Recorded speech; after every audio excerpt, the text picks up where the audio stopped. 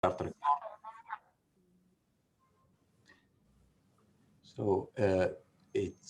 we are very pleased to continue our series of research seminars today. This is a research seminar. Indeed, it's not a colloquium. The colloquium will be on tomorrow morning.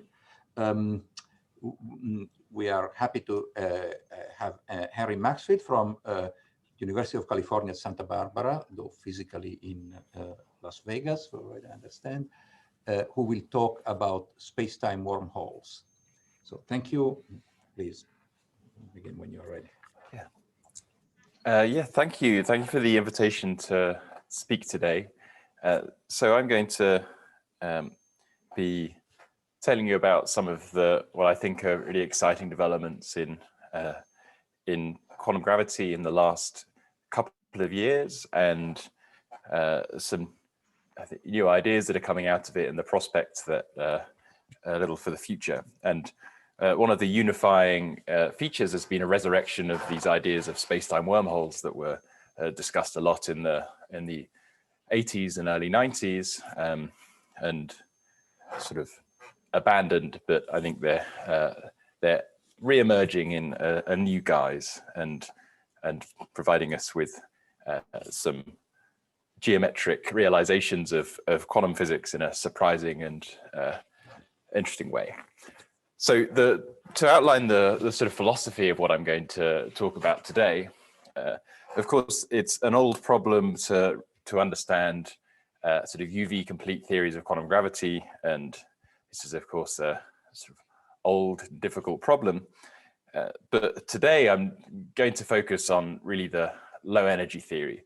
So we already have a perfectly good theory of quantum gravity, which is just Einstein gravity coupled to matter, if we treat it as an effective theory that's valid at long distances. And one of the surprising recent things has been just how much mileage you can get by taking that low energy effective theory very, very seriously. So it's in some ways a very conservative starting point. So we take theories that that are extremely well tested, and we just take them very seriously. So to take Einstein gravity coupled to the standard model, and we assume that it's valid below some cutoff scale, the Planck scale, or perhaps lower. So it means in particular we're going to be interested in space-times with small curvatures compared to that cutoff scale. And this effective theory knows some extremely surprising things. So a famous old example is the black hole entropy. So we'll sort of discuss a little bit what this entropy means in a moment.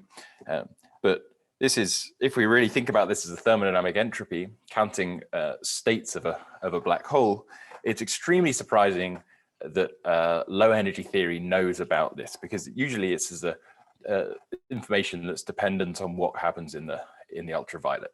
Usually we expect that as we go up in energies, we access some new degrees of freedom, and we don't know about this. But it seems from say microstate counting and string theory that this is really knowing something about the microscopic short distance physics, but only from the low energy theory. But this turns out to have a huge generalization, which has been studied mostly in the context of ADS-CFT in recent years. And I'll talk about one example of that, which has been studying the so-called page curve for evaporating black holes. And I'll briefly mention near the end another example, just to sort of show that this appears to be something broader, which is talking about signature of quantum chaos and particular eigenvalue statistics. Again, something that is surprising from an effective theory, but appears to be there for just this theory of Einstein gravity. So the other interesting thing about these is not just that the effective theory knows them, but it gives us geometric pictures of where these things are coming from. So of course, the area of the event horizon of a black hole is something geometric, but all of these things have geometric realizations, which is and in particular the class of geometries that are going to be important for us today are so-called space-time wormholes. So sometimes these people call these Euclidean wormholes, because they are most often studied in Euclidean signature as sort of tunneling processes and so forth. But I'm going to call them spacetime wormholes to emphasize that actually there can be purely Lorentzian versions of these as well. The signature is not so much the important thing. The important thing is that is what these things do, is they take 2 points in space-time that are perhaps very well separated in time or very well separated in space, and provide a shortcut between them. So this is a picture of what space-time looks like. You have this sort of ambient, maybe flat space, and in the ambient space, there's some separation that can be as great as you like, but the wormhole is a sort of some handle or something that that provides a geometric shortcut between them, and you can take the distance in the ambient space to be as large as you like, whilst keeping this distance through the wormhole short. So if we, this is a picture of what's going on in space-time, and it's also useful to think about what's going on in space. So let's imagine time may be running upwards in this picture, and we can interpret this as you start with some empty flat space-time perhaps, and then there's some sort of tunneling event going on here. And then in the middle, that tunneling event has produced out of this large flat space-time, some small closed universe, which we'll call it a baby universe that's been born from this ambient parent universe. And then later that universe gets reabsorbed. And this reabsorption could happen at any point in space and time.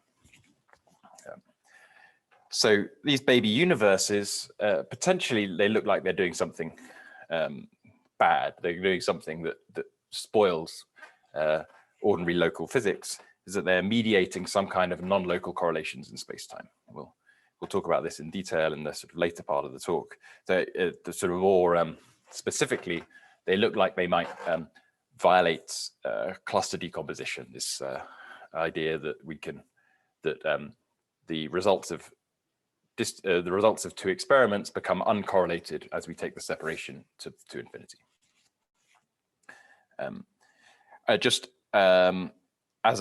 If you really take this cluster decomposition thing seriously, we can, it's useful to think about formally taking the distance between two experiments to infinity. So they really happen in sort of completely separate universes with separate asymptotic regions.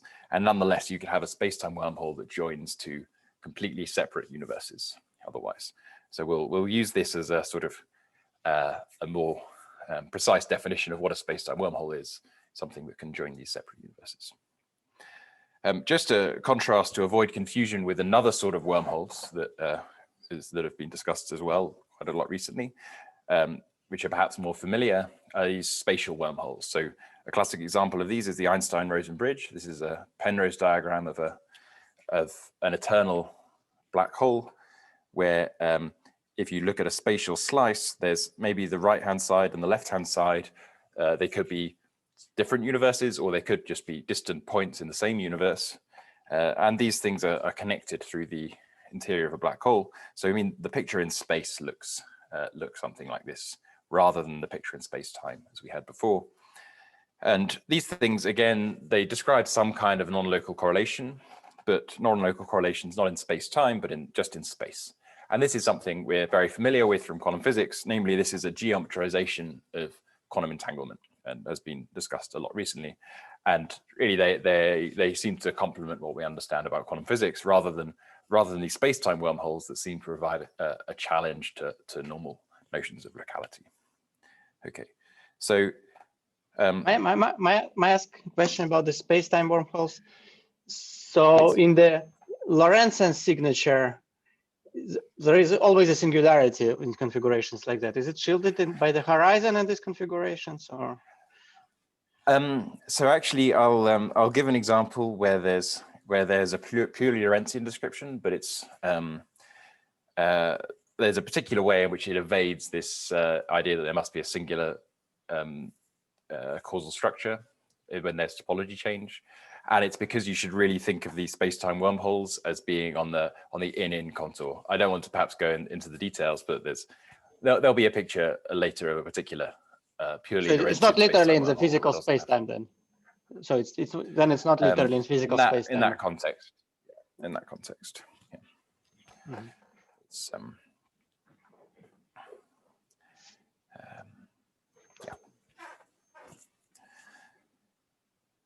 Okay. Fine. Yeah, but okay, more generally, you can think of them as being being Lorentzian spacetimes, but if you want them to solve the equations of motion, or then they'll typically have a complexified metric. But you could think of it as a complexified Lorentzian metric rather than a Euclidean metric. But okay, it's a sort of technical point. So. Okay, so before we dive into examples of these, I'll just sort of summarize what they're doing for us. So first of all, they're doing something that I think we really like. There's some fine-grained quantum physics that we expect from independent reasons for sort of generic quantum systems, describing black holes, for example, and these are getting realized geometrically. So we'll talk about the page curve and briefly this eigenvalue statistics. So they're producing some physics that we expect. So they seem to be giving us something sensible, but this beautiful geometric realization of quantum physics is coming at a cost, and it's related to these non-local correlations that they're producing. And that cost is sort of some notion of classical randomness. So you can describe it as super selection sectors, and in the context of ADS-CFT, people have often been describing it in terms of ensemble duality, which I'll talk about later.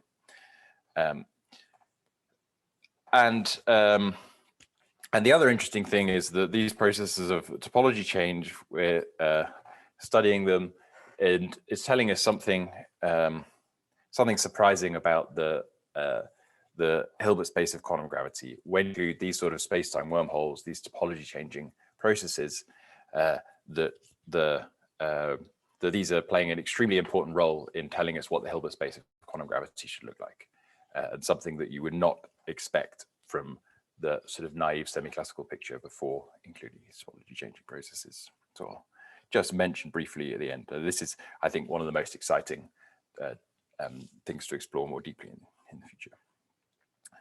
Okay, so are there any questions before we move on to our first example, the main example of today? Okay, good. So just to introduce the black hole information problem, of course, a very old problem. The context here is that we want to create a black hole starting from some initial pure state of collapsing matter, or scatter some particles in such a way that they're going to produce a black hole. And we know that that black hole is going to start producing Hawking radiation. It's going to start losing energy to the Hawking radiation and evaporating, and eventually at the end, left over with a cloud just of Hawking radiation. And as Hawking pointed out, he computed what the state of this radiation should be, and discovered that despite the fact we started with some initial pure state of matter, the state of the radiation at the end is mixed. It's essentially a thermal state, and this is, of course, not what we normally encounter in quantum mechanics, at least if we think of this as being an isolated system. So it means you could think of this as a scattering process where you start with some incoming state of matter and you end with an outgoing state of Hawking radiation. It means that you can't describe this with just an S matrix, if this is correct. But we'd like to be, we can sharpen this and give ourselves a more precise version of this problem by thinking about this in a more quantitative way. And for that, we're going to want to talk about the entropy in the process. So before I dive into that in the context of this evaporating black hole, let's just talk, maybe make ourselves talk about entropy and quantum systems in general. So we know precisely what notion of entropy we're talking about. So there are two types of entropy that I'm going to be making use of. So the main one will be this fine-grained or von Neumann entropy. So that's if you have a density matrix describing a system, it's given by this formula, and roughly speaking, this tells you how mixed the density matrix is. So the entropy is 0 for a pure state, and it's going to be large for something like a thermal state, which is highly mixed. So you can see how this is going to be quantitative here, because we start with zero entropy, and Hawking's density matrix has some very large von Neumann entropy. And this is fine-grained because it depends on detailed non-local properties of the state, entanglement between different pieces of the state, and you really need to know the sort of, detailed non-local description of the state. And it's conserved under unitary evolution. If you conjugate this density matrix by some unitary, then of course this thing doesn't change. So that's, if you think again of this process as being unitary starting from here and ending here, then since you start with 0 von Neumann entropy, you should end up with 0 von Neumann entropy. So an example of this is entanglement entropy, is if you have a bipartite system in a pure state and ask about the von Neumann entropy of a piece of the state, then that's called the entanglement entropy, since it quantifies the entanglement, the quantum entanglement between the two parts. So I'm going to contrast that with perhaps the sort of first notion of entropy that we meet in thermodynamics, which are, I'll be fairly general and not terribly specific, but there are coarse-grained notions of entropy that we usually talk about in thermodynamics, for example. So one precise way to define these is you choose some set of observables that we call macroscopic. This is some choice that's more or less arbitrary, and different choices will be convenient at different times. And then you don't compute the von Neumann entropy of our original density matrix, but we look for some thermal density matrix that agrees with our original density matrix for these coarse-grained, for these macroscopic observables. And then we compute the von Neumann entropy of that thermal state that maximizes the maximal von Neumann entropy over those states. So this is, roughly speaking, counting how many states there are that are compatible, or the log of the number of states that are compatible with our macroscopic observables. Henry, sorry, can I interrupt you just for a second? So when you say max, so you're maximizing over some class of density matrices that you've labeled rho thermal. I'm a little confused what you mean by that class, because usually rho thermal is already a density matrix that consists of all the microstates with the right macroscopic properties with equal probabilities or something. So what exactly do you mean by that? Yeah, perhaps the notation is bad, so I'm using thermal entropy in a sort of in a generic way, and exactly what I mean might depend on the context. Yeah, so perhaps that's just the notation that's confusing. I'm giving here a precise definition, which is you take the set of all density matrices that have the correct expectation values, and then you maximize the von Neumann entropy amongst that set. So maybe the first example we have of this is you take the macroscopic, you take your macroscopic observables to just be the Hamiltonian, just the energy. And then if you maximize the von Neumann entropy among all states that have the correct energy, then you'll get a canonical density matrix for a Boltzmann distribution for some temperature. So that's a specific example. But more generally, I'm going to define a thermal density matrix in this context by this sort of process. The details of this aren't going to matter hugely. What I want to do is just to draw the distinction between these two possibilities. And so this one is just defined in terms of these macroscopic observables, simple properties, local properties of the state, say, and this depends on these fine-grained correlations. Does that answer the question? Clarify? Yeah, if you move the subscript thermal and that line in the middle, then I'd be happy. But yeah, I understand. Yeah, okay. We'll call it row twiddle, and yeah. Good. And these things can, because the set of macroscopic observables is not going to be fixed under time evolution, then this thermal entropy can potentially change.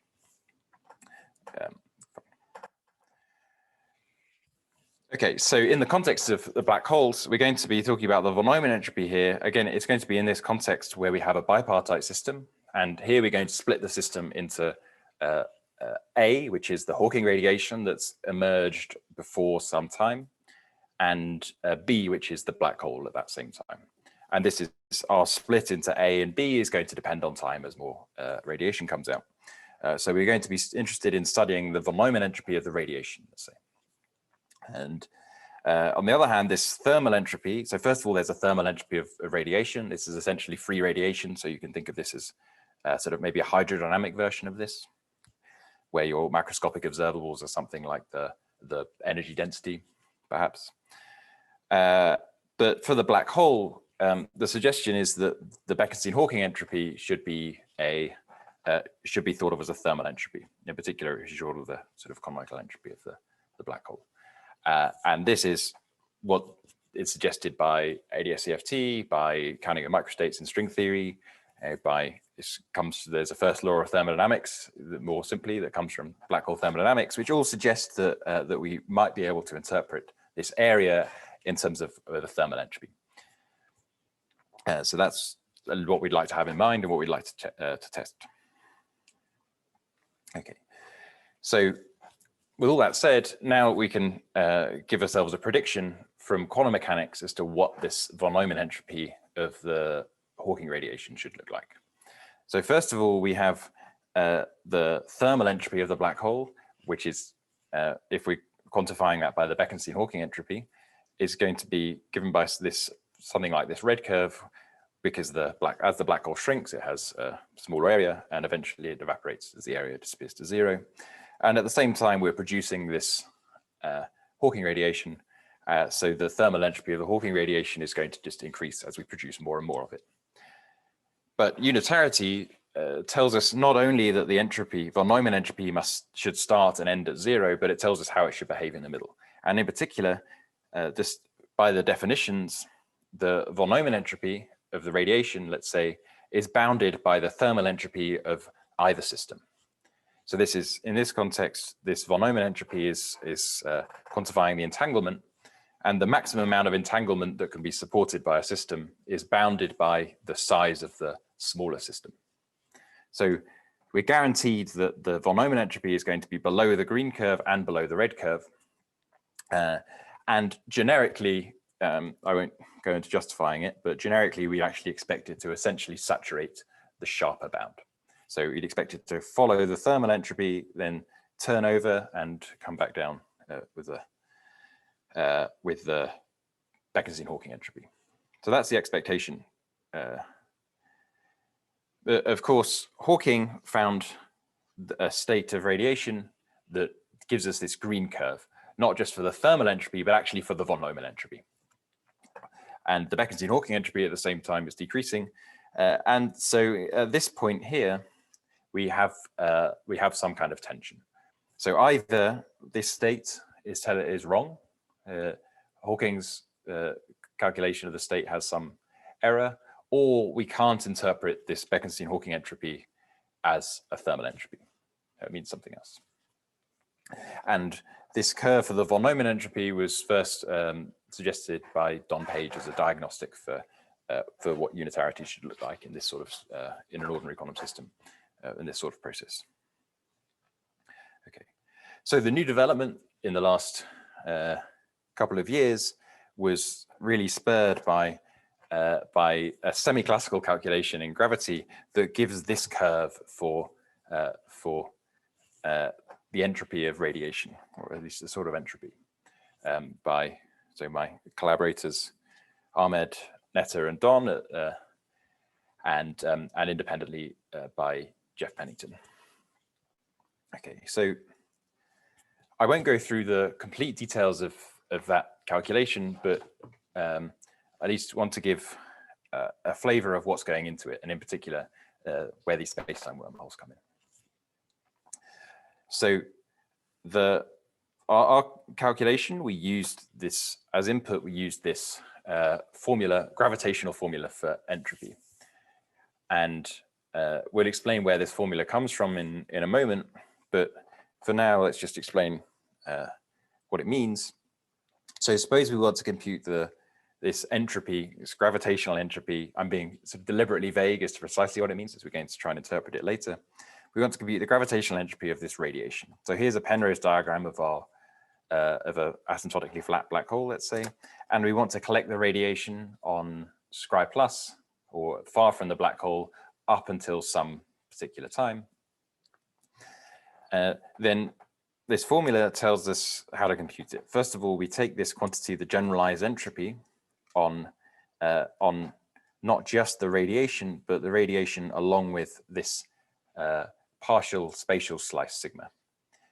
And at this stage in the calculation, sigma could be any partial Cauchy slice, so any piece of space, if you like. And for each of those possible sigmas, we compute this quantity, the generalized entropy.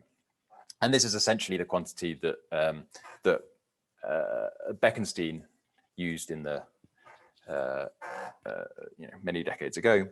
It's given by the area of the boundary of this partial Cauchy surface in Planck units, which is, of course, not by accident very closely related to the Bekenstein-Hawking formula, plus the von Neumann entropy of the matter that lives on sigma and r. And so, okay, this is, we'll see a little why this is a natural quantity to consider on the next slide. So you compute this for all possible choices of sigma, and then you demand that if you wiggle sigma, if you move it, then to first order, this quantity doesn't change. So we extremize over all possible sigma. So this will usually fix sigma to be, will give you some discrete set of choices for what sigma can be.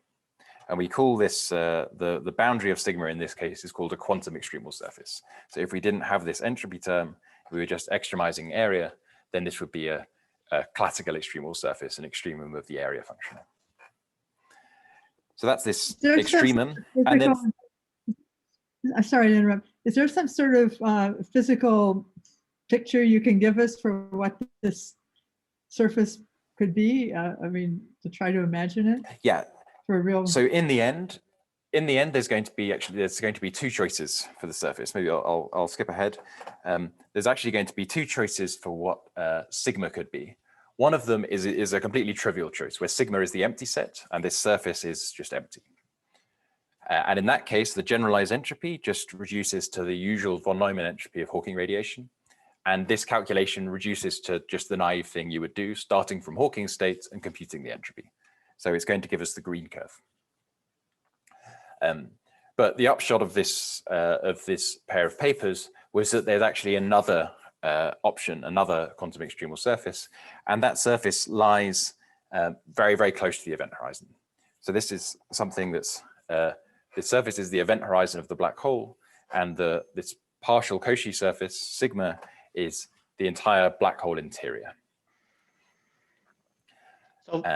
So, what you call S matter here, like if there is gravity, then there are also gravitational waves. So do you include gravitational waves, like gravitons in this matter? And how you separate it really from geometry, like from fluctuation of the area? Yeah, this is, the details of this is a sort of hard and interesting and ongoing technical question. But yeah, S matter should really include, for example, one loop contribution from gravitons. So yeah, so it will include the entropy of gravitational radiation in this context, and precisely how you do that in a general context and give yourself a gauge invariant definition of this is a sort of technical problem, but that problem is really localized on this surface and just associated with how you have a proper regularization scheme. And it's, yeah, in the end for us, because it doesn't the sort of subtleties and ambiguities in this that aren't totally settled are only located at the surface, and they don't infect what we're going to say, because the main contribution for us is going to come from things that are far from the surface. That's sort of a local problem. But, yeah, the short answer is yes, you should include the entropy of sort of one loop graviton fluctuations. So is this a semi-classical formula valid when A is A over G is large, or where you have other notions? I mean, you're working in an effective theory, and so. Yes. Yeah. So maybe I'll comment a little bit more on this generalized entropy quantity on the next slide, where we'll have a bit more context to answer why this is a semi-classical formula. But yeah. So if I don't answer to your satisfaction on the next slide, then you should ask again at that point. But for now, let's just take this as a given and apply it to the black hole, and we'll sort of see where it comes from a little bit more in a moment. If that's, yeah. Yeah, so as we were saying before, this second quantum extremal surface lies very close to the event horizon of the black hole. And really the dominant, it turns out that this matter piece is extremely important in the fact that it's an extremum. But it's not so important in the quantity itself. And so the actual generalized entropy for this new quantum extremal surface is roughly given just by the area of the black hole in Planckius. There's some logarithmically small corrections. And so that second quantum extremal surface gives you a gravitational entropy that follows this red curve. And the final part of this rule is to minimize overall possibilities. So that gives you precisely this page curve. And there's in a precise sense that we'll mention in a couple of slides, there's a first order phase transition between these two possibilities. So the page curve is really describing this a first order phase transition in this particular calculation. So yeah, because I want to get on to some of the other things about space-time wormholes and baby universes, I won't talk about exactly how you do this extremization, but it's maybe worthwhile just getting a flavor of where this formula comes from. And the example I'll talk about is not this full quantum extremal surface formula, but the Bekenstein-Hawking formula or a sort of quantum corrected Bekenstein-Hawking formula. And that will give some, hopefully some answers to the questions that were asked before. So to compute a thermal entropy, then the standard way to do this is to do a path integral, say in periodic Euclidean time. So the period here of your Euclidean time circle is given by the inverse temperature beta. And so the path integral with periodic Euclidean time gives us the partition function z of beta. And you can compute the free energy like this. If you have a semi-classical limit now, this partition function z is going to be given by the classical piece. It's be e to the minus the on-shell action. So you get the on-shell action as a classical piece here with a factor of 1 over beta and the definition of the free energy. And then you get some one loop correction. And that one loop correction we can think of as the free energy of the matter. But okay, so this one loop correction should include corrections that come from fluctuations of the geometry itself. So this is where you have to include some the free energy of gravitons at one loop. But now if we vary beta, if this was an ordinary quantum theory with some local action, we usually think that whatever solution we have is going to be periodic in time, and we can move between solutions at different values of beta just by changing the period of time, and don't change anything else. And so usually this on-shell action would be proportional to beta, and so when you compute the entropy, you don't get anything. It's independent of beta. It only tells you about the ground state energy. But gravity is different. Gravity does something strange, or at least according to Gibbons and Hawking in the 70s. The correct way, or one way to compute this partition function is a gravitational path integral, where you impose this periodicity at infinity as an asymptotic boundary condition. But then the gravitational solution fills in this thermal circle. So this is a Euclidean version of an eternal black hole, as is familiar. And now you do get a contribution, because if you do this thing where we vary the periodicity but don't change the solution otherwise, then we don't get a good solution anymore. Instead, we end up with this conical defect. And this is the underlying reason why this classical piece of the Bekenstein-Hawking entropy is given by some local geometric quantity at the event horizon. So in the Lorentzian black hole, the middle of this circle becomes the event horizon. And so that's why, in the end, we end up with some local functional that lives at the event horizon. And exactly what that functional is depends on what your, say, gravitational action is. But in Einstein gravity, it's given by the area. And the matter piece, it's given by the entropy of matter. So now, if you think about this for a moment, this formula doesn't seem to make any sense, because if we're talking about quantum field theory, the entropy of matter so it's going to be on this slice sigma that runs between the event horizon and infinity. This is going to be infinite. It's going to have some UV divergences coming from this the end of sigma. But at the same time,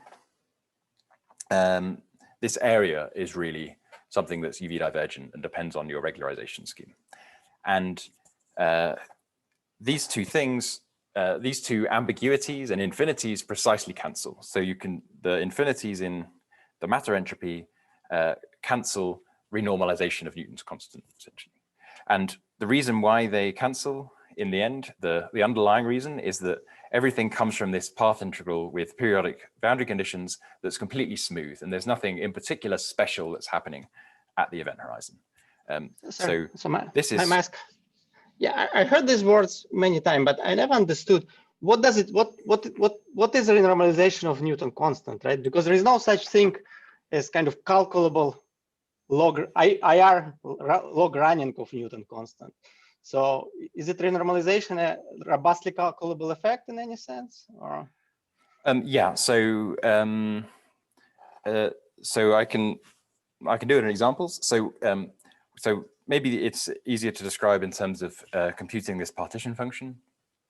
If you compute the partition function of some quantum field theory on a background, then if you have some, say, lattice regulator, that partition function is going to have a divergence that to leading order is going to be given by the volume of spacetime in units of the cutoff.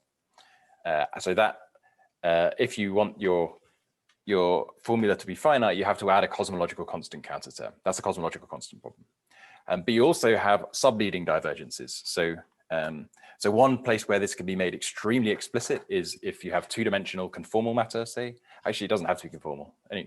Say two-dimensional matter, there's a subleading divergence that comes from the integral of the curvature of spacetime.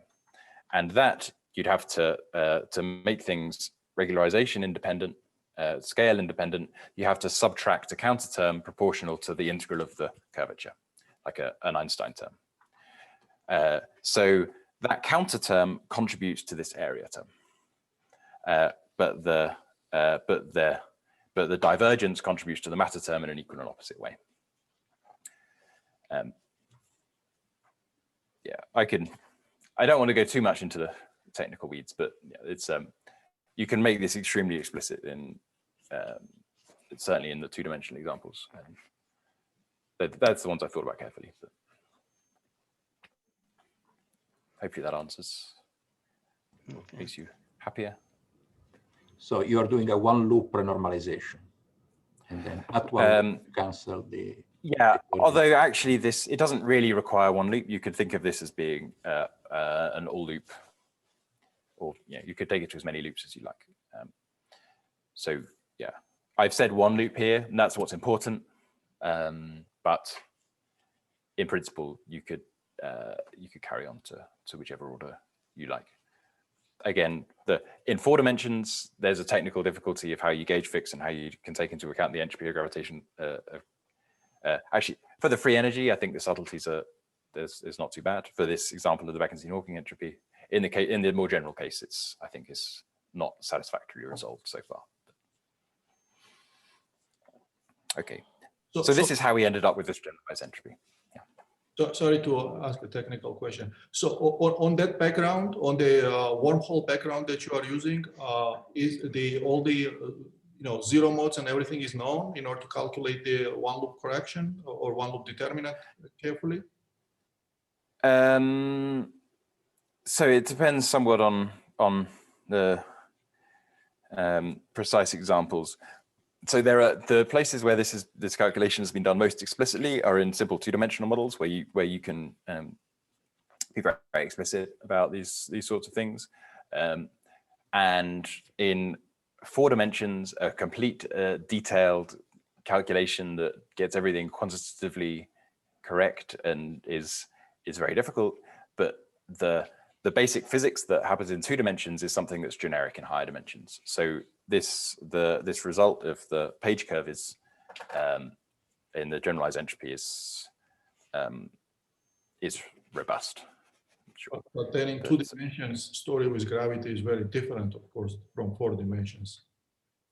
Yeah, so really, you have to talk about dilaton gravity, which is so it's.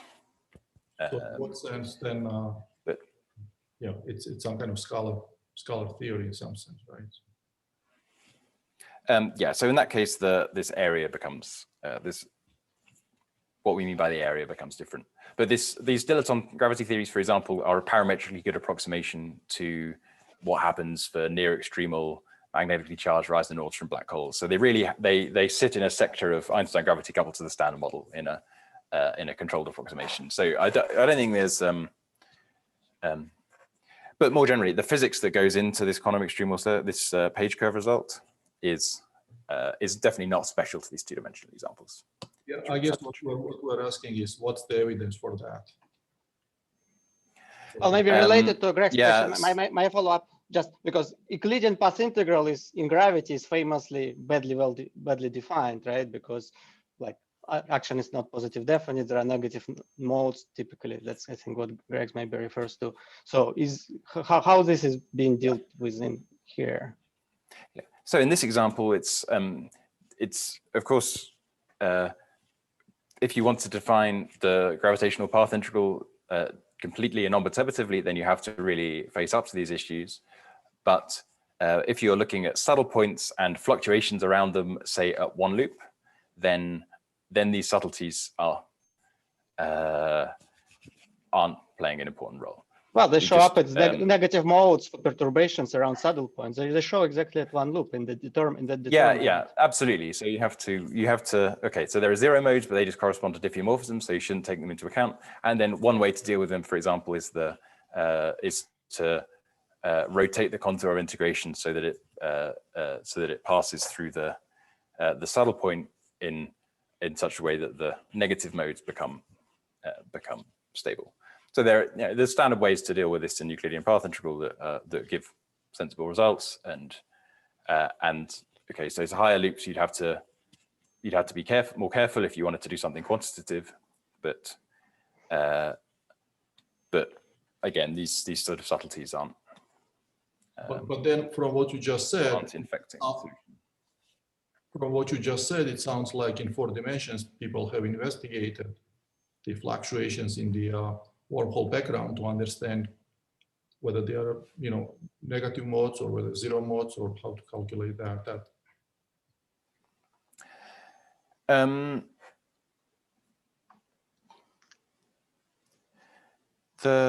Let's see. Yeah, I'm not sure if I know of anyone who's done those things in careful detail. So yeah, I mean, this is would be a worthwhile thing to check more carefully. But yeah, in the sort of toy models where you can do things more explicitly, then these things certainly aren't a problem. But I wouldn't like to say anything definitive at this point that it's a completely solved issue. This is a worthwhile thing to tidy up.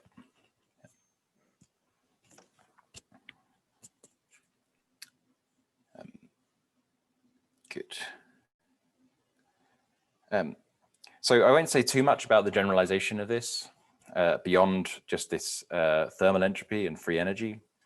But let's just, so we can get to these space-time wormholes, the main idea here is, so to compute the free energy, we had to vary this inverse temperature beta. And that seems to be something that really needs time translation symmetry, where you can define a periodic time and vary that period. The key idea here is due to Lefkowitz and Maldacena a few years ago, where you take this beta and you generalize it to a number of replicas of your system. So you take several copies of your system. In the context of the thermal state, this would be you take several circles and you glue them all together, so your circle becomes n times larger. But this is the basic idea. You take these n replicas and you cut them along this partial Cauchy surface, and then you glue them all together in some particular way. And when you do this cutting and gluing, you end up joining together these n separate black hole spacetimes with separate asymptotic regions through a wormhole. So it looks something like this. This is stolen from this paper. So these folks sort of explicitly pointed out that these geometries are what's relevant. This is just sort of a cartoon of what's going on. And once you've done that, there's you can describe the path integral in such a way that, so in this context, n has to be an integer, but you can rephrase the path integral, or at least the sort of saddle point approximation to the path integral, in a way such that n can be generalized to be any real number. And once you've done that, you can take n close to 1.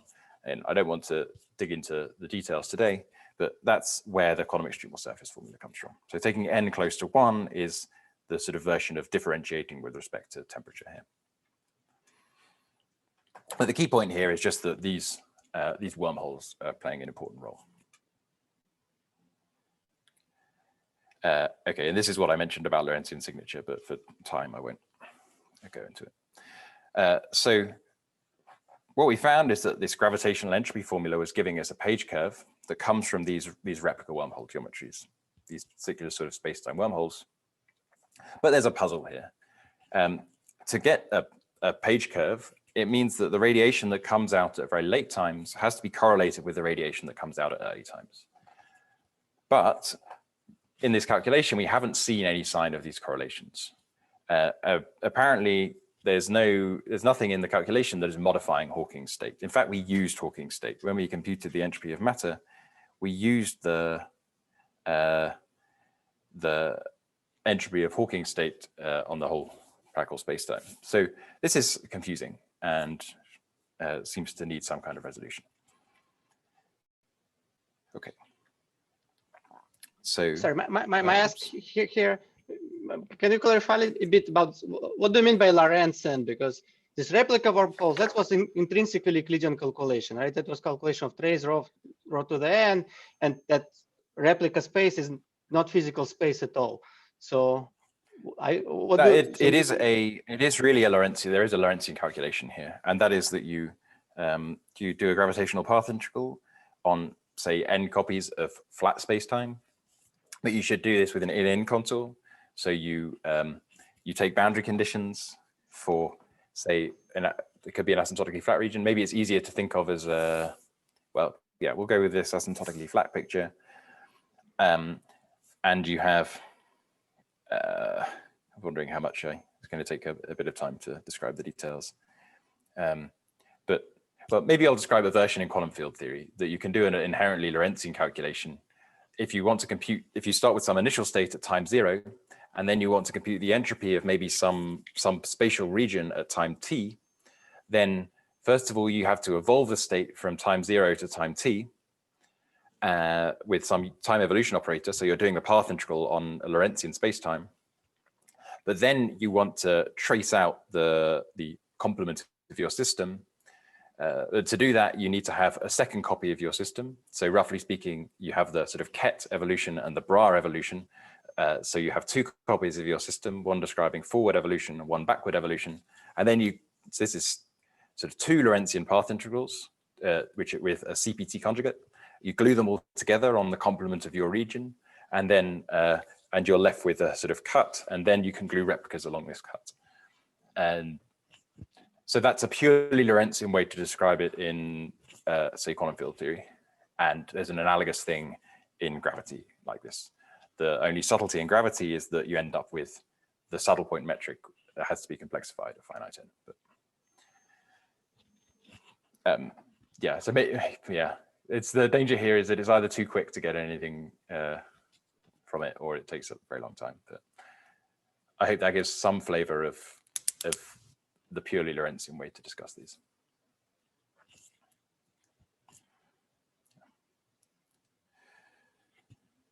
Okay,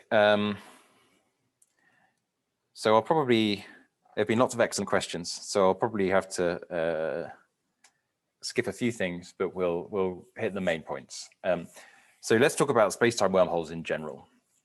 The challenge that I mentioned at the beginning was that they would seem to induce correlations between different experiments. So if you have some red observer doing experiments in one universe and a blue observer doing experiments in another universe, if you were to calculate the sort of joint expectation value of their outcome, then a space-time wormhole would appear to cause that to fail to factorize. So this gives you some correlation between the two. So the joint expectation value is not the product of computing expectation values individually. But sorry, may I just understand? So here you're talking about space-time wormholes is really physical space, because before, even when it was in the Lorentzian signature, it wasn't this informalism, that wasn't a really wormhole in physical space-time geometry. So now you're kind of switching gears, right? I really want to think of it as a physical space-time geometry, and that's so actually this is going to be part of the interpretation. Is we usually think of these replicas as being some kind of trick that we play, and with taking n copies is not something physical, but it's some theoretical convenience. But I really want to think of these n copies as being physical in the end, and yeah, and I don't think being an in contour makes it less physical. I think but that's okay. Maybe it's a matter of philosophy, but yeah, I really want to think of this as being something. Then what are those n copies if we're thinking physically? Is this like, one wormhole, two wormhole, you have wormhole dilute gas approximation or something like that? Is that what you're saying? Yeah, so here there's always one wormhole, but it's the wormhole that connects n separate experiments. So, okay, this is looking ahead a little bit, but I imagine this is really describing a prediction for the outcome of an experiment that is not performed on a single black hole, but an experiment that is performed on n identically prepared black holes that are extremely well separated in space or in time. So this is, you can really think of this as an expectation value of a particular observable measured at infinity for these n copies of the system. That's looking forward in time. That's looking ahead a little bit.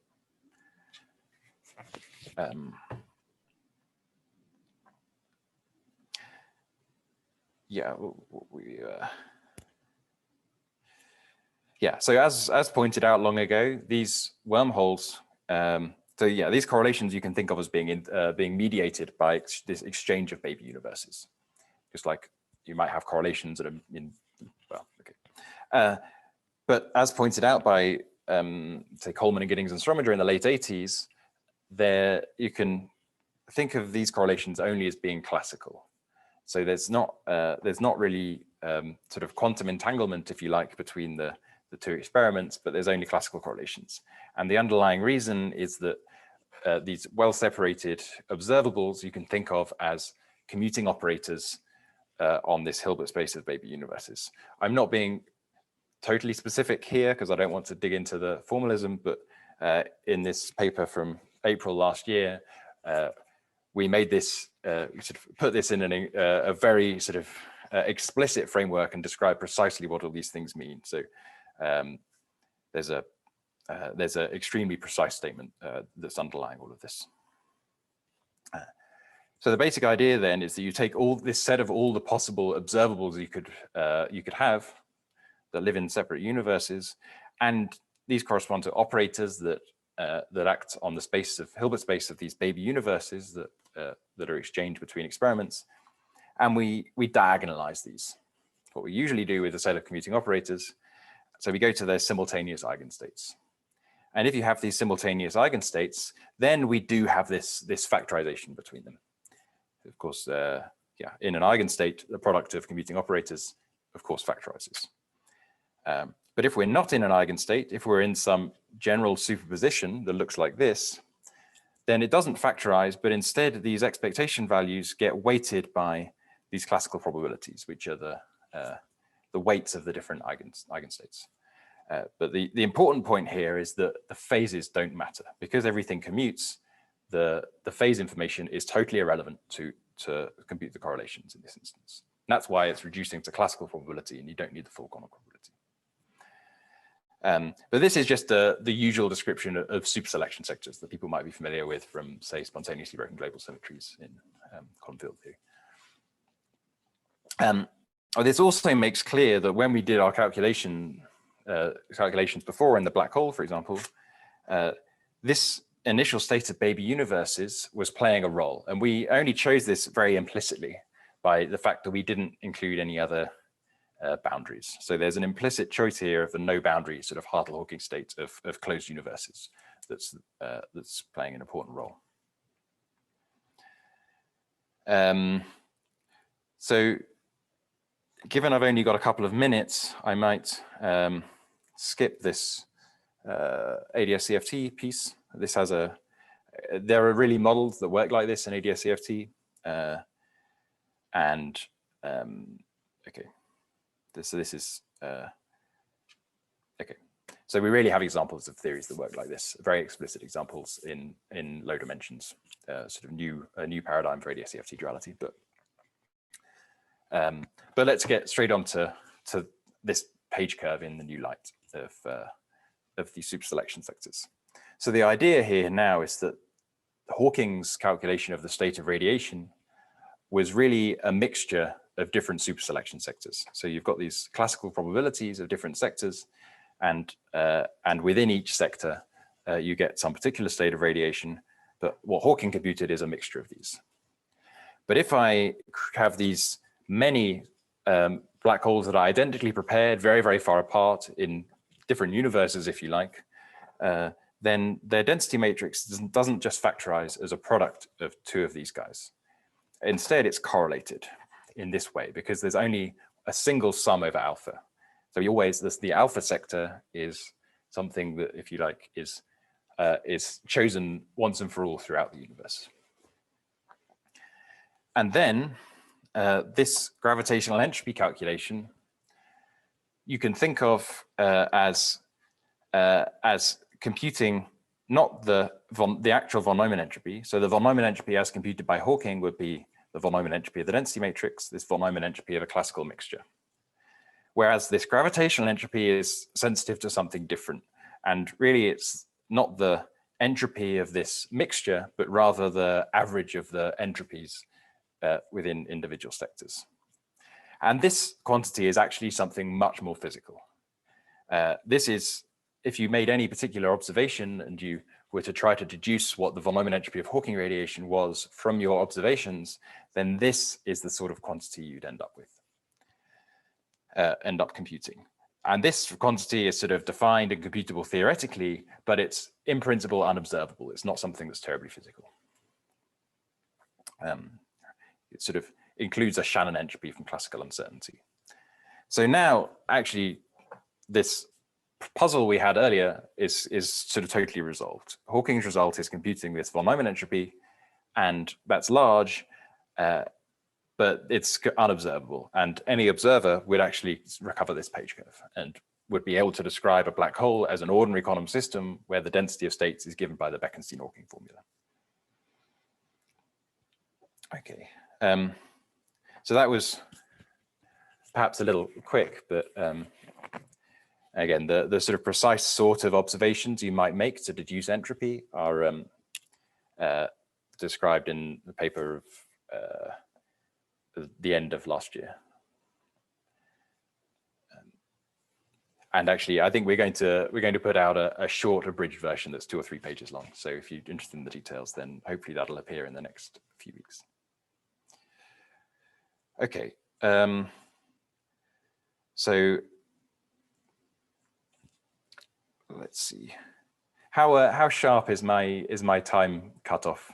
I can wrap up now if. No, I mean it's not totally sharp. I mean you can take a few minutes if you need to tell a coherent story. There were many interruptions, so you can take 5 minutes. Yeah. Thank you.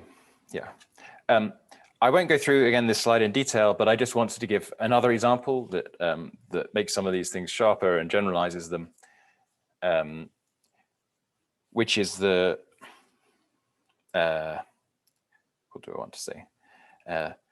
Which is that that there's another type of space-time wormhole that again was first found in some of these toy theories of gravity, but appears to make sense in higher dimensions and in sort of fairly great generality, that tells us something again surprising about sort of microscopic quantum physics, and in particular that's talking about sort of particular signature of quantum chaotic systems.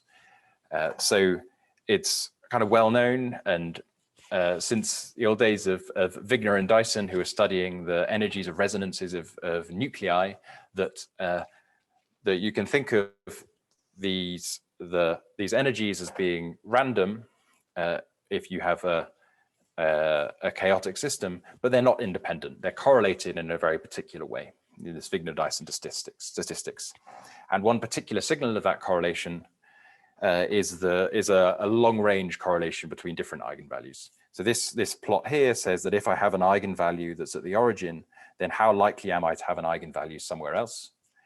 And in particular, this has got a power law tail, and there's a space-time wormhole that captures this this power law tail, and this is not just purely. This is telling us something about how correlation functions behave at very long times, at late times. Okay, so just another example of some simple geometric realization of something we expect from quantum physics.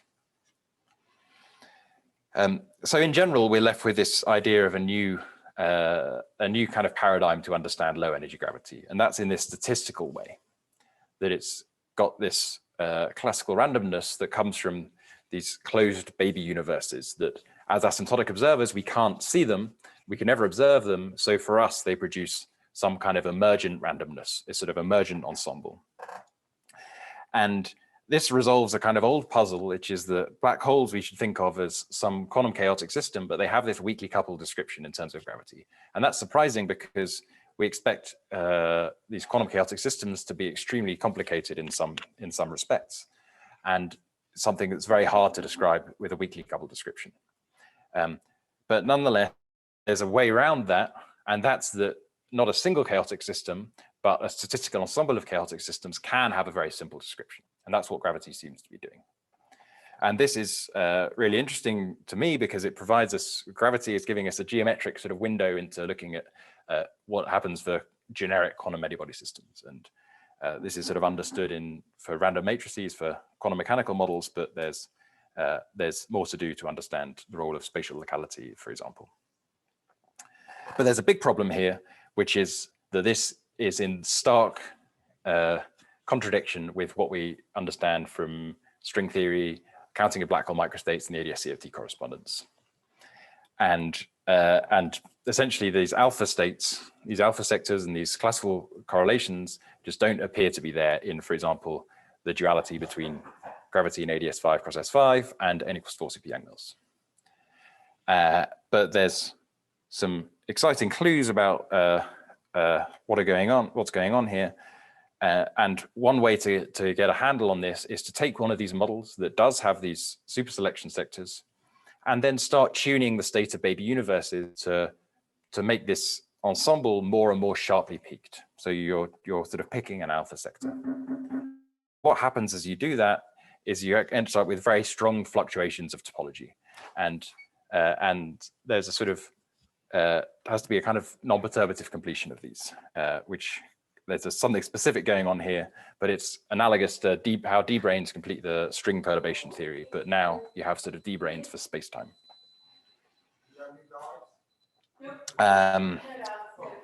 And okay, there's perhaps I'll won't abuse your generosity anymore and leave it there and invite any more questions. Thank you for your attention. Thank you. Thank you. So time for questions.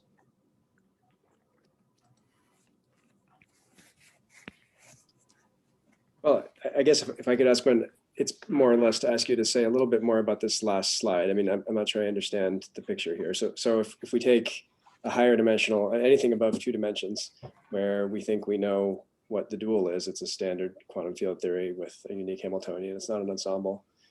So how am I supposed to think of this ensemble in that context? This is sort of the big open question.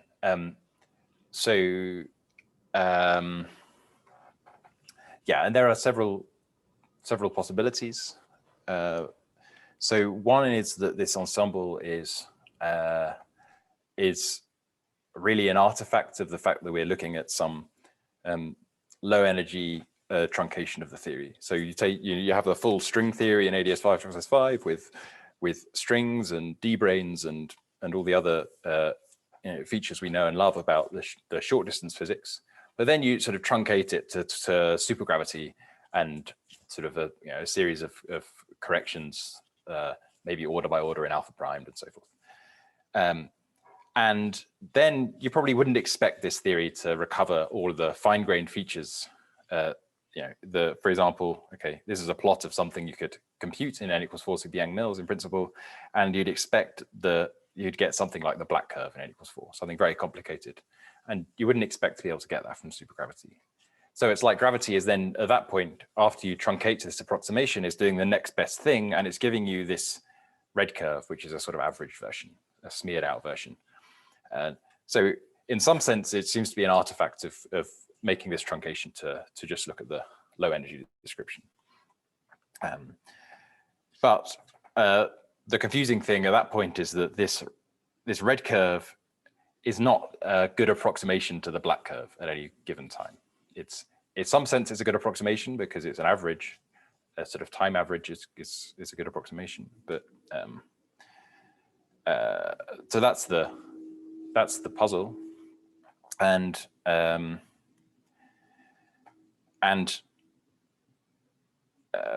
I have a sort of specific but vague idea of how this could work. So in these low dimensional examples, for example, you can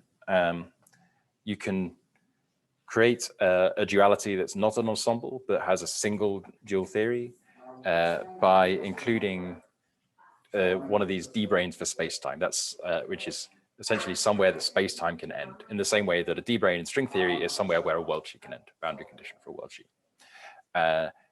And the idea is that these are an effective description of something that would be there in the full string theory. So something like a fuzzball where the geometry caps off with branes and fluxes, and the geometry caps off smoothly. An effective description of that might be some kind of boundary condition for space-time. But these are all sort of vague ideas at the moment, and it's one of the sort of crucial, interesting questions at the moment is to really understand that properly.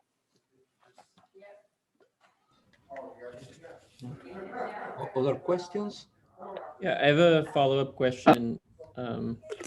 Sorry, on the black and red curve, for example. So the black curve has these chaotic fluctuations that I guess on average go to the red curve if you consider many ensembles. But there seems to be, the red curve does seem to have these oscillations at short times. So what do those oscillations correspond to? Yeah, okay. So this I've actually taken, this was a plot I made by computing this this so-called spectral form factor for a Gaussian random matrix. So you can make this in a few seconds in Mathematica. And this red curve oscillates just because I've done a log-log plot. And it turns out that this fluctuates in a predictable way at early times and it just happens to have lots of zeros. But it's not, it's got a simple function, it's some Bessel function. And in fact, these things precisely match at early times, and it's only once you go to late times, these oscillations start at some the Fowler's time, so-called, which it scales with the entropy. But yeah, the oscillations are predictable, whereas these oscillations are random and unpredictable.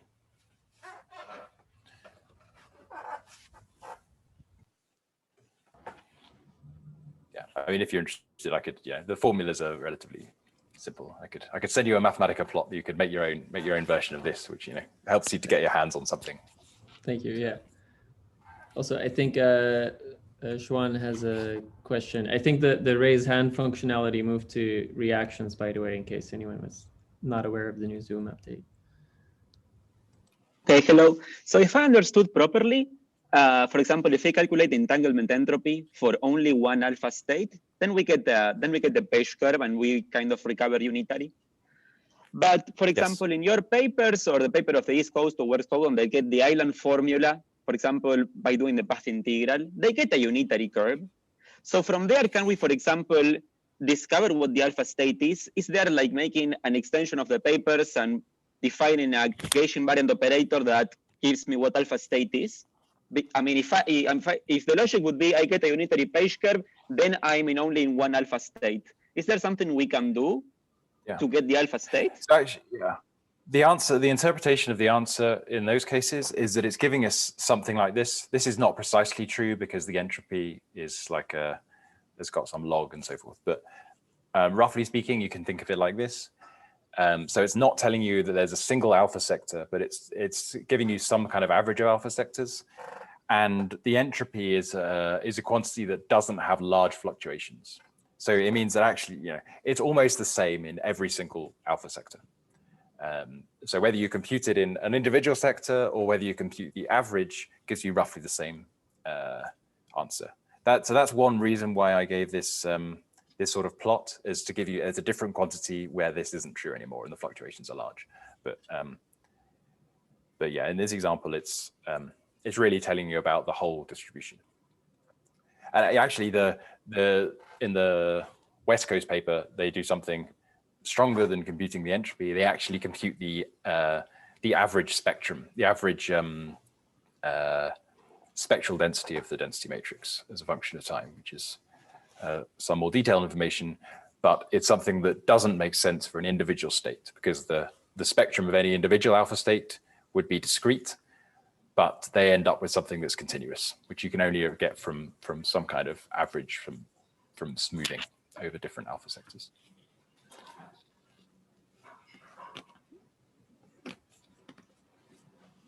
Any other questions? Linus does. I'd ask a question only if the experts are done. Henry, thank you so much. I really enjoyed that. I don't know how much I understood, but anyway, it gave me the feeling it was, a little more understandable. But the question is this, and it's not really a joke of a question, although it may sound like it. Can you conceive of any possible observational way to test this? Yeah, no, that is a good question. Always in quantum gravity, we have a very hard time. I'll apologize for going a little bit faster than I was hoping at the end. So no, it was wonderful. Don't worry. Yeah, it was fine. No, I didn't mean to. Yeah. So things like this Page curve is something that, okay, in principle, there's an observation that you can do, but in practice, it's not something, an experiment you could ever actually do in our own universe. So in terms of, there are sort of two possible ways that I can see this making contact with experiment. So one of which is this, I mentioned this in the bottom of this slide, is to use these ideas from gravity where we have this really nice geometric description of things that phenomena that are actually very generic and should happen in quantum many-body systems, then I think there's a lot of prospect for understanding these things better by starting with this gravitational point of view. So, for example, it's understood and well tested that we have this sort of random matrix statistics, since the 60s in chaotic quantum systems, but it's less well understood how to incorporate things like spatial locality into something like this. And black holes give us at least a strategy for giving us ideas of what that could look like, and then you could hope to simulate these things on. So, for example, actually, this page curve is something that entropies is something that have been measured, or at least Renyi entropies is something that have been measured on trapped ion systems, for example. So, so that's one route to making contact with the experiment. And the other is more speculative, which is that there are these underlying ideas that I didn't describe at the end. Some interesting effects from topology change that I'd like to understand, not just in this context of black holes, but understand more broadly for quantum gravity. And in particular, the key problem of quantum gravity, the central one, is quantum cosmology, and whether we can make some progress about how we should describe the very early universe. And it's at this point speculation, and we don't understand things well enough to have any sort of particular confidence that we're going to get anywhere with it.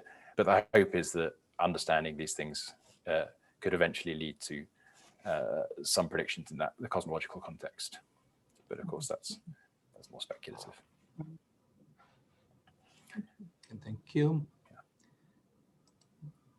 Do we have anyone? And actually, phenomenological is a sort of people were most excited about this in the 80s and early 90s as these baby universes as a mechanism to explain the sort of coupling constants of the standard model and for example, the smallness of the cosmological constant. At that time, they were using it to try to say the cosmological constant was 0.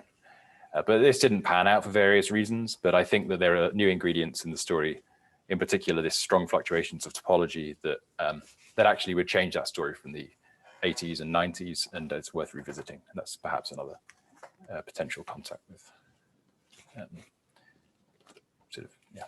phenomenological physics. Yes, can I ask you something? Because I am a student, not an expert at all. So there's something about all this story that always I don't understand. For example, shady gravity can be written as a Schwarzian action. For example, when we put not the matrix on shell, but when you say, for example, this locally ADS2. And all this story started when we study the SYK model and we go to the Schwarzian limit.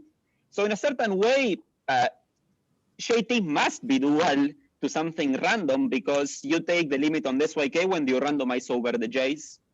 But for example, is this a particular case of this two-dimensional gravity theory, or in theories of more dimensions where we don't have a clear dual which can do in an average in the coupling constants? We also have to think that the dual is an ensemble of theories. What is the phenomenology or the physical intuition for more dimensions or more real theories? Because for JT, it's almost straightforward. It must be dual to something random. Yeah, I actually think this example of JT and SYK, the confusion is extremely understandable.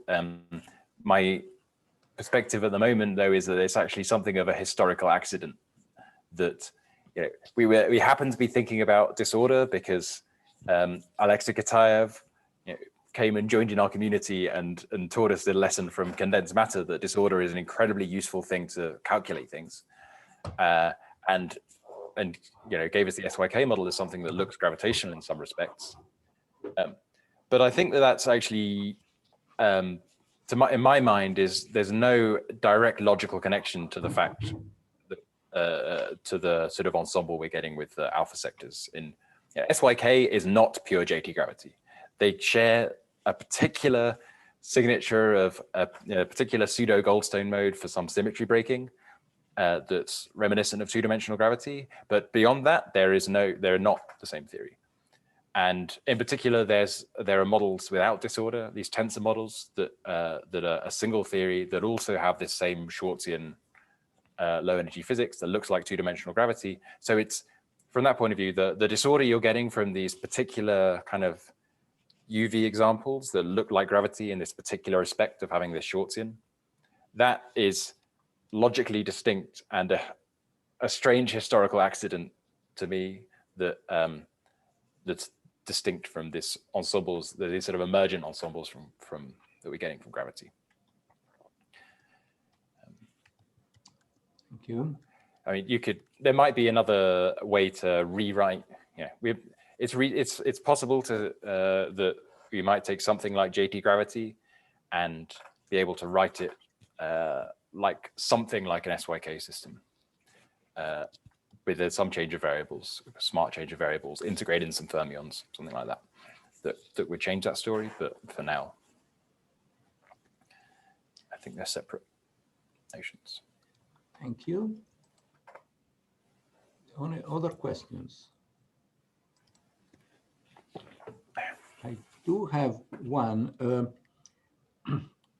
So these baby universes, in a sense, are an extreme case of remnants, are remnants at exactly zero energy. Right? And they appeared in various guises, as you remember, as you pointed out in the 80s and 90s.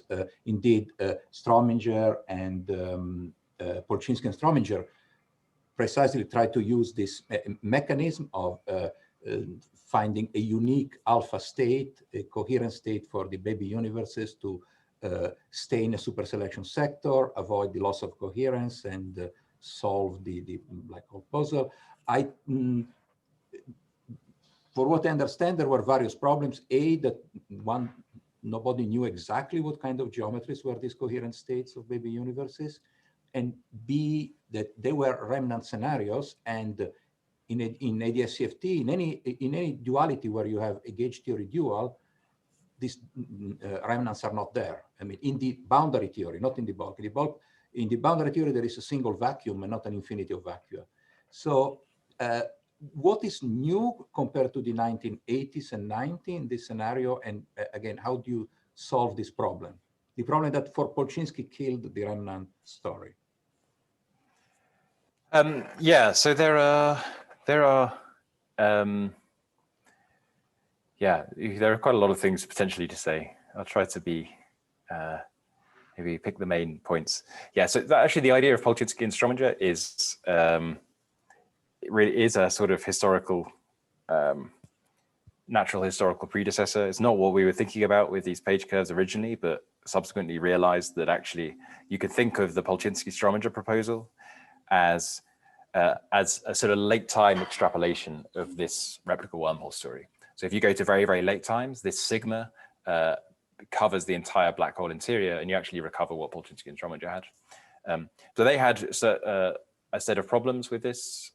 So we discussed this in some detail in the paper with Don from November, I guess, last year. The issues with the Polchinski-Strominger proposal. But the underlying idea is very much the same.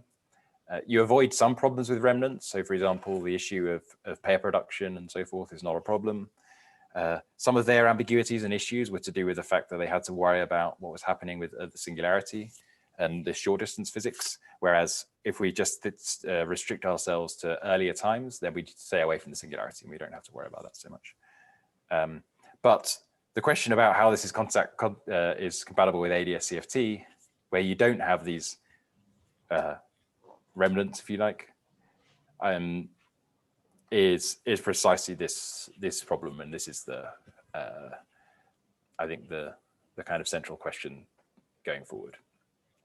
So because purely from the gravitational point of view, if you didn't have ADS-CFT, I think there's a coherent story about what's going on that's perfectly self-consistent and seems like a reasonable theory of a reasonable set of predictions.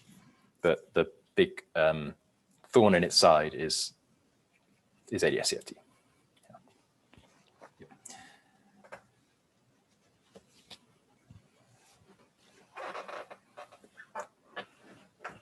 So this is not a question, it's a little bit of a self-advertisement. A few years ago with Jamie Kim, we did just canonical quantization of pure gravity in 3 dimensions, 2 + 1 dimensions. Yes. And again, the Hilbert space that we obtained was much, much bigger than the Hilbert space of any single conformal field theory. It was the target space for all conformal field theories of a certain type that looked like Liouville in a sense. So again, we did see that no single conformal field theory could reproduce what we got from canonical quantization. On the other hand, of course, we worked with canonical quantization, which doesn't look to be a very good approach to begin with. That's interesting. Yeah, I'm familiar with that work, but I hadn't thought about putting it in this context. That's yeah, that's an interesting suggestion.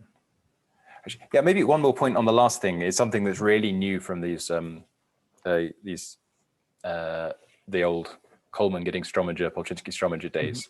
It's this understanding that actually, so they had this approximation of well, where you just consider a particular sort of topology change. It involves wormholes connecting two black holes.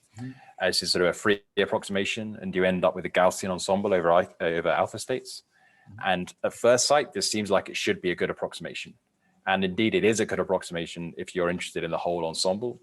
But if you're interested really in narrowing down on getting a particular superselection sector, a particular alpha state, then this approximation completely fails. And this is when you get why you get these strong fluctuations of topology. And that it really, so the spectrum at a coarse grained level looks like a Gaussian, but when you look at a fine grained spectrum, like the actual realizable alpha states look in microscopic detail look rather different. And yeah, so this is explaining, for example, one of the old reasons this was abandoned is people said, well, okay, you just go to an alpha sector and you're left with the old information problem. And it doesn't seem like you've gained anything. Whereas here, the new understanding is that there's actually a principled reason in that example why the semi-classical approximation is breaking down. And it's because topology change is no longer a small correction. It's something that happens at leading order.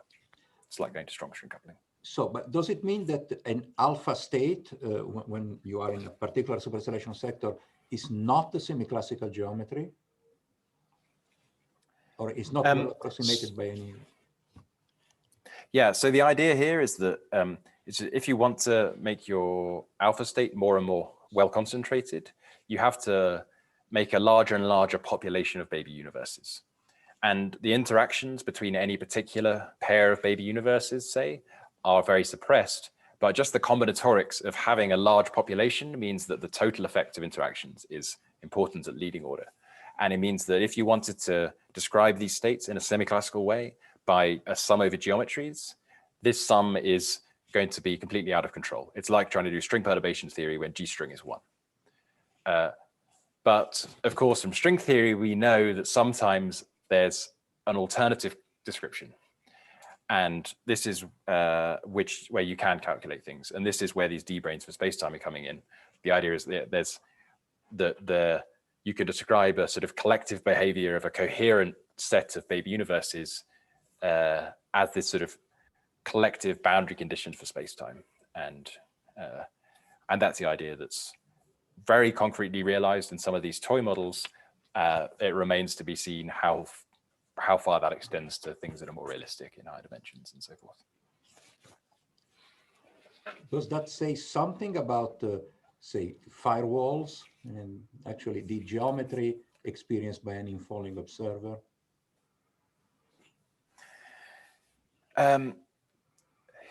Yeah, this is a difficult question because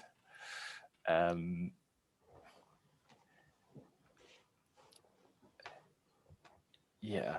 So yeah, in this, if you take seriously the baby universes, then it seems that you shouldn't get a firewall, and you evade the paradox precisely because you don't have the Hilbert space factorization that's assumed in that paradox, because you've got this sort of auxiliary space of baby universes. When you go to an alpha state, then it's less obvious what's going on, but it's also very in these examples, an alpha state involves a huge population of baby universes, and lots of those baby universes will contain copies of the person who fell into the black hole. So at that point, it's very difficult to to even formulate the question, because there's no gauge invariant way to identify the person you threw into the black hole. It's a little bit like doing quantum cosmology in the presence of the multiverse, when you have you know, the measure problem and so forth. But so this is a thorny issue that I think yeah, I find it sort of quite hard to think about at the moment, but it's good fodder for discussions with various people with strongly held beliefs, one way or the other. But I'm on the fence for now.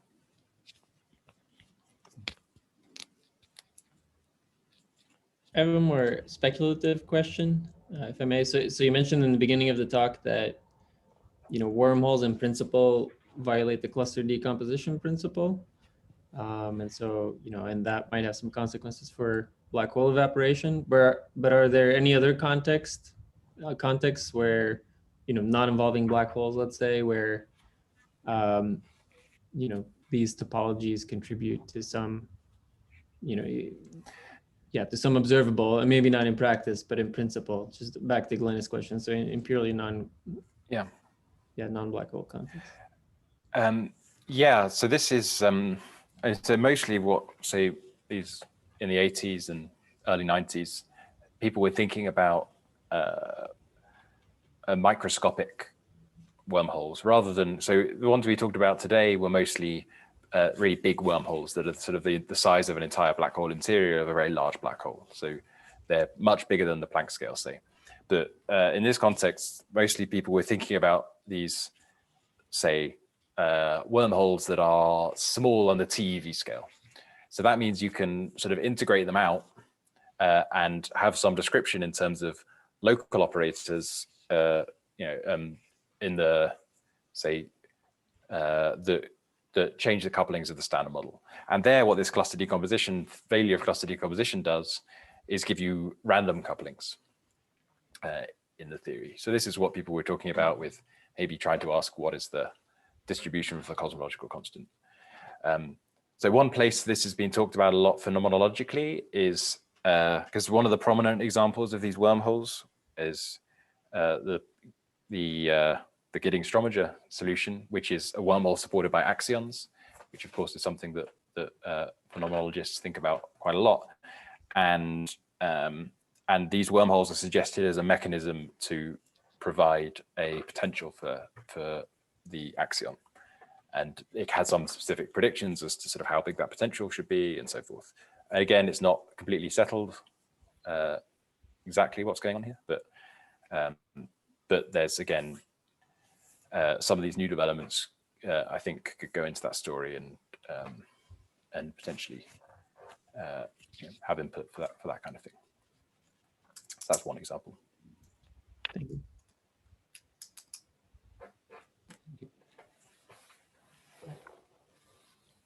Any other observations or questions?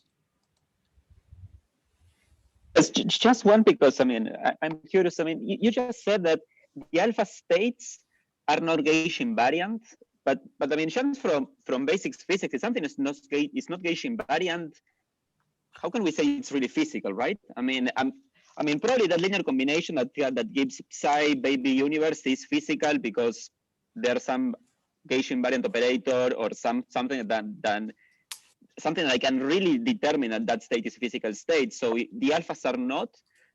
What are the alpha states then? What do they represent? If I said that the alpha states aren't gauge invariant, then I misspoke. Perhaps I was.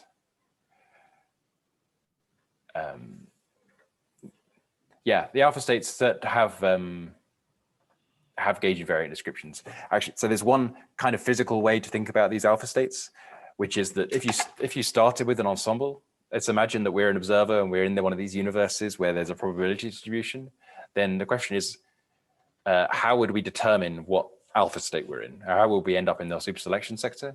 We would do that by making many, many measurements, see what the outcomes of those measurements were, and eventually we would sort of learn the alpha vacuum we're in.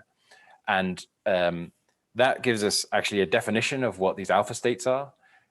these are states with lots and lots of boundaries in the past, say, where these boundaries contain observers who make measurements and make projections onto some particular outcome of those measurements. And that's a gauge invariant description in terms of some boundaries. So yeah, they're really, you could describe these in terms of the outcome of a sequence of previously performed experiments. And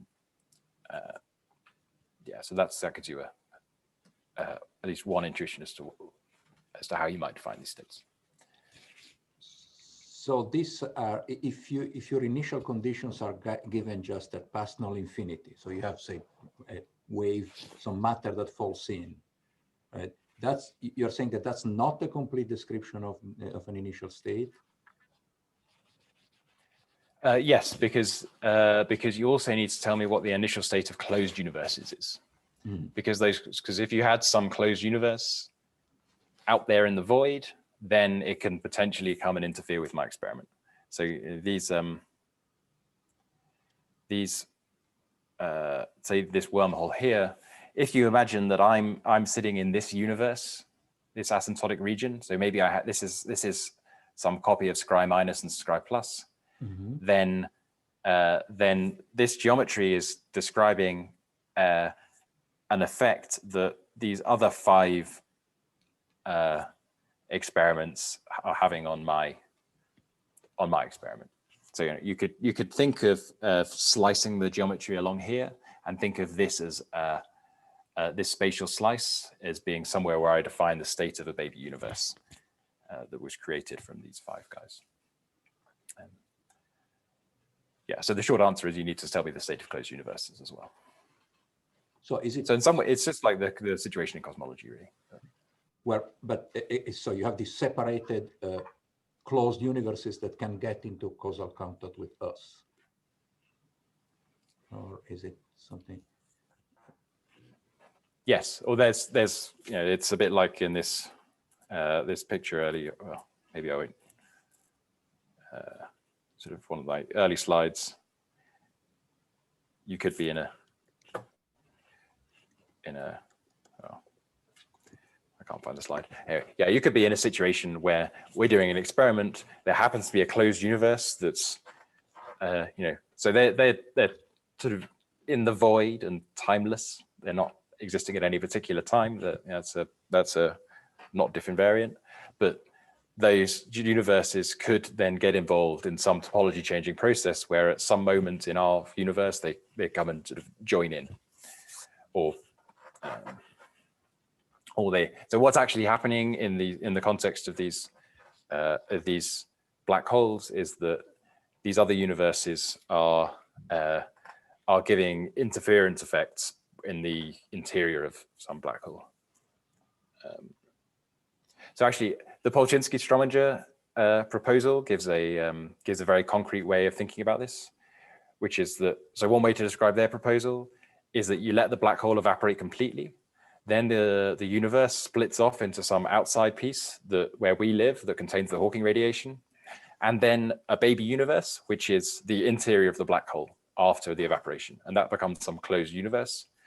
And the Polchinski-Strominger proposal says that we should treat these closed universes as bosons. So they have some symmetric statistics. And that means that if you're producing some boson, then the odds of producing some particular boson depend on the population of bosons that are already there. They like to cluster. And so there's an interference happening between these other baby universes that might be out there already.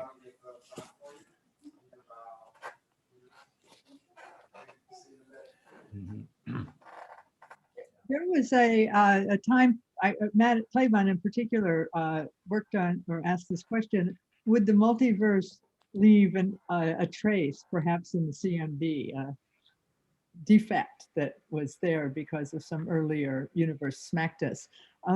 Would that whole discussion be changed by this new perspective?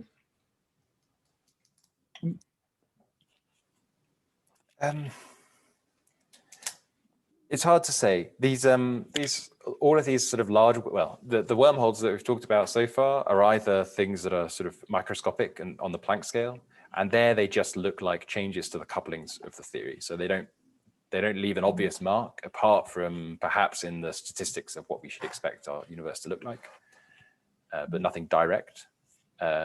Or you've got these large wormholes that you can't describe in that way as random couplings, but they're all happening sort of inside black holes in somewhere that you can't directly observe them. So at least the examples so far, there's not an obvious sign that there's going to be really direct signatures. But perhaps they have a role to play in a cosmological setting, for example. But that's the sort of, the natural thing here in the cosmological setting is to say that it's important to ask not just about our own universe, but ask about what happens. You have some initial condition of universes can create many, many different connected components of universes. And what goes on in other universes could potentially change the distribution of what we're like to see in our own. So that looks very different from the approach that ultimately led to the SCFT, in which when you study gravity, you go to an asymptotic region where you think you know what you are doing, right? So you think that the scry I minus past null infinity is past null infinity, and then you give data there. The boundary of ADS is a place where you give data and it's non-gravitational. So this seems different, or is it different, or it just looks different, but you are doing the same thing? No, it isn't any different. So in this, in fact, in this ADS-CFT context, or motivated by the ADS-CFT context at least, I won't bother flicking through the slides, but the approach that Don and I took last April is to really anchor ourselves at the boundary. And we defined a gravitational theory in an abstract way as a functional of boundary conditions. So really, you have a set of boundary conditions, which is where you anchor yourself and you know what's going on, whether it's scry plus, scry minus, or whether it's the asymptotic of ADS, or whether it's future infinity and de Sitter, perhaps. So that's somewhere where you anchor yourself and you set boundary conditions, and you define a gravitational theory as something that gives you an amplitude as a function of boundary conditions. And the only new ingredient was to say that the amplitude, if you have a disconnected boundary, then that amplitude need not factorize between those two disconnected boundaries, precisely because you can exchange a baby universe between the two, or they can be joined by a space-time wormhole. And so this is the slide on ADS-CFT was getting a bit slowly.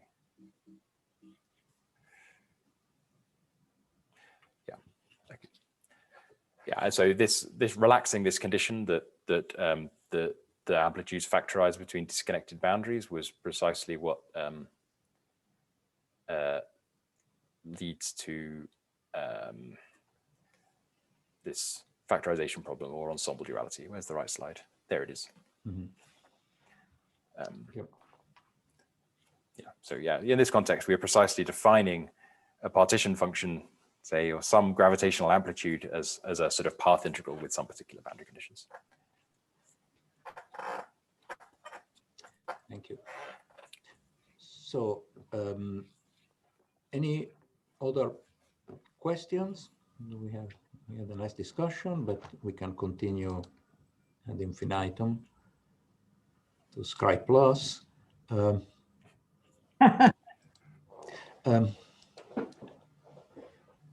So if not, I think that we'll let you go and have some deserved rest, but please, anyone else, please ask